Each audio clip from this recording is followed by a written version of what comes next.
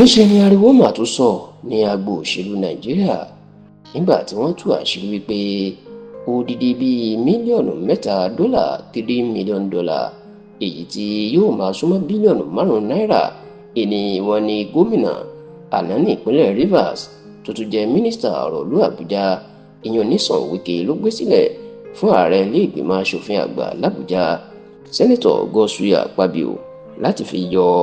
láti fi kéde ṣàtìlẹ́yìn fún ìkéde ìjọba pàjáwìrì ní ìpínlẹ̀ Rivers èyí tí ààrẹ Bọ́lá Ahmed Tinubu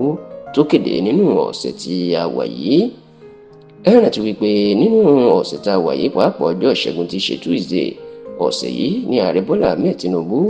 ló kéde ìjọba pàjáwìrì ní ìpínlẹ̀ Rivers tó lé gómìnà Sim Fubara igbákejì arábìnrin Ngozi Oduor àti gbogbo ọmọ ilé ìgbìmọ̀ asòfin ìpínlẹ̀ Rivers kúrò nípò tó fún wọn ní ìwé gbélé ẹ̀ fóṣù 6 tó kéde ìjọba pàjáwìrì tó sì yan ajagunfẹ̀yìntì Vice Admiral Ibok Ete Ikwe Ibas gẹ́gẹ́ bí ẹni tí ológun tí ó ṣàkóso ìpínlẹ̀ Rivers fóṣù 6. ṣá o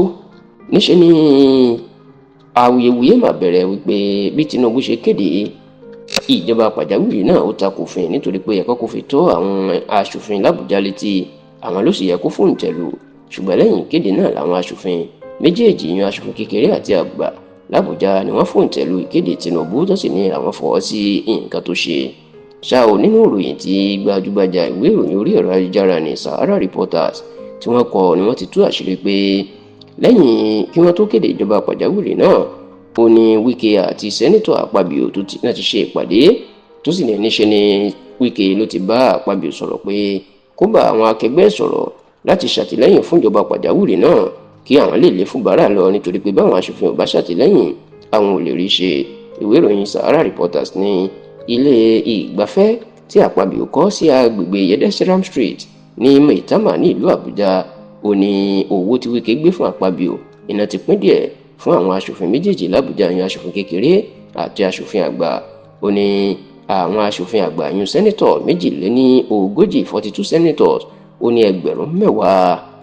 $10 tí yóò jẹ́ bí ẹgbẹ̀rún 15 náírà 15 million naira lẹ́nìkọ̀ọ̀kan wọ́n gbà láti ṣàtìlẹ́yìn fún ìjọba pàjáwìrì ní ìpínlẹ̀ Rivers. bẹ́ẹ̀ láwọn aṣòfin kékeré yan House of Representative members àwọn gba ẹgbẹ̀rún $5 tí yóò máa jẹ́ bí mílíọ̀nù 7.5 náírà owó ilẹ̀ yìí láti ṣàtìlẹ́yìn fún ìjọba pàjáwìrì tí Tinubu kéde. kódà wọ́n ní sẹ́nẹ́tọ̀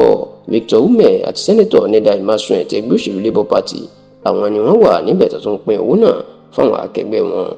bó tilẹ̀ jẹ́ pé dàsìkò táwọn ṣàkójọpọ̀ rẹ̀ yìí ààrẹ ilé ìgbìmọ̀ asòfin àgbà sẹ́nẹ́tọ̀ Godswill Akpabio àti Wike wọn tí ìfọ̀rọ̀ síta láti fèsì sí ọ̀rọ̀ tí Sahara Reporters sí àṣírí tó tú síta yìí ṣùgbọ́n tí àwọn tó súnmọ́ ilé ìgbìmọ̀ asòfin ni wọ́n ní irọ́ burúkú ni wọ́n pa tó sì láwọn yóò fi ọ̀rọ̀ síta láìpẹ́ yìí láti jẹ́ kó mọ̀ pé irọ́ ló pa àti báwọn ò gba owó kankan láti ṣàtìlẹ́yìn fún ìjọba pàjáwìrì ní ìpínlẹ̀ Rivers.